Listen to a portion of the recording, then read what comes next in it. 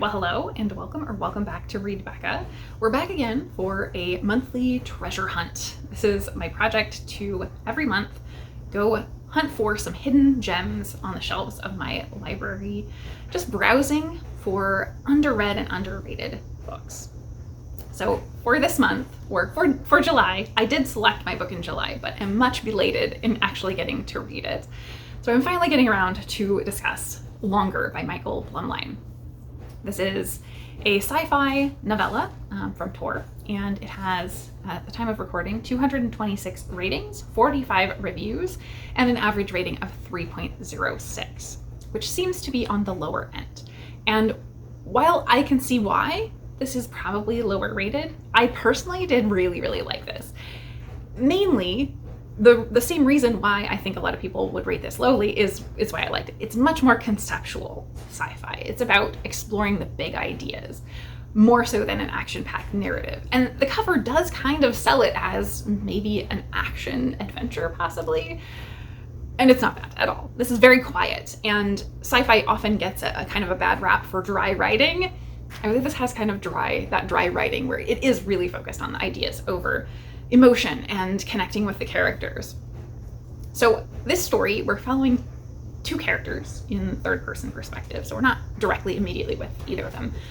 And the characters are Cav and Gunjita. And they are a couple who are also researchers currently in space, and they work for Gleam Galactic. Laura Gleam is this very unusual tech billionaire entrepreneur who innovated the technology to rejuvenate yourself, basically rebooting your body back to youth. But this technology only works under certain conditions, and you can only do it twice. If you do it a third time, you're taking a big chance. So there is a lot of exploration of that idea of what we pursue in terms of life and longevity, those big questions of life and death.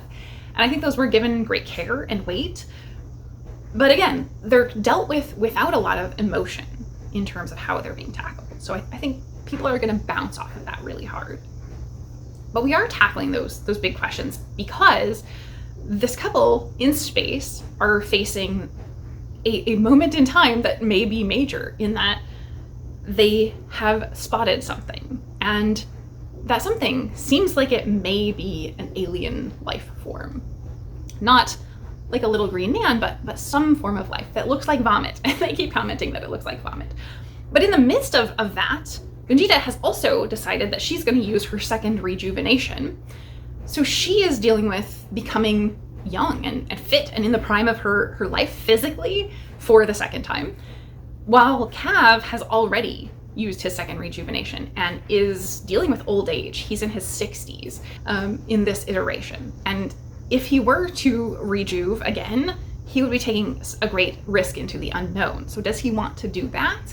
Or does he want to follow the natural course of things? And that is being grappled with in a very quiet way.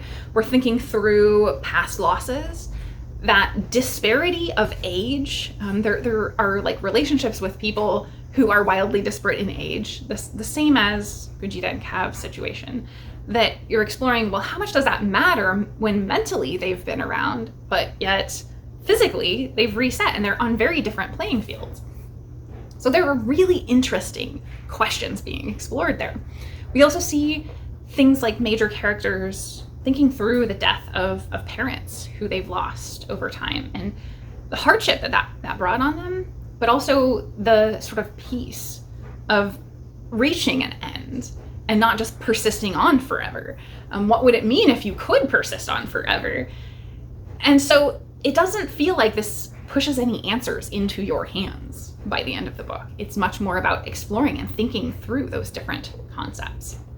I would say this deals with even topics like euthanasia in a very respectful and careworn way, where that comes up and is considered as an option, seriously.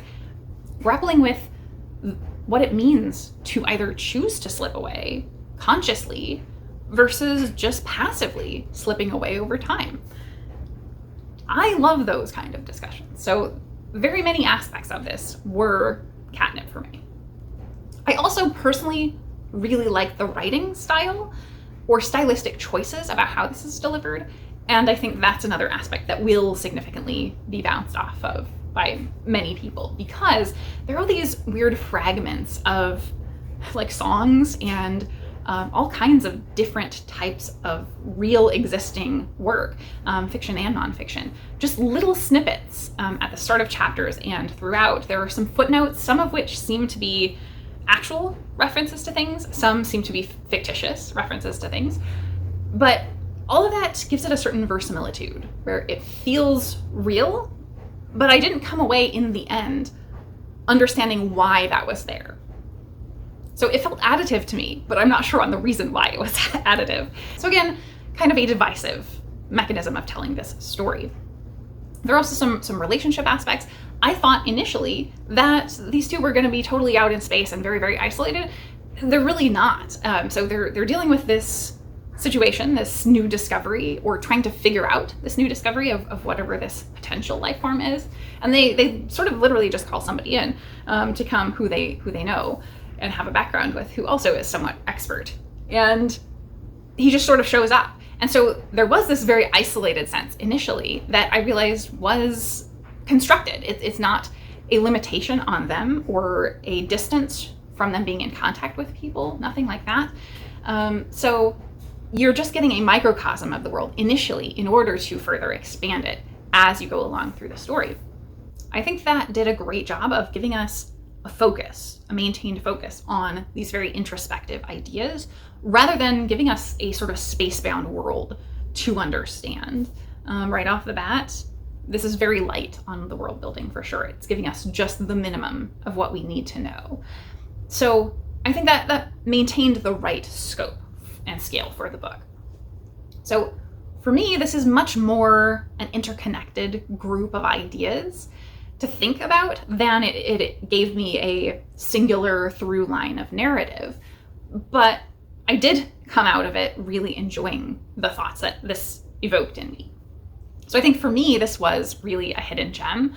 I very much enjoyed it and had not heard of the author before, so I'm glad this definitely was a discovery.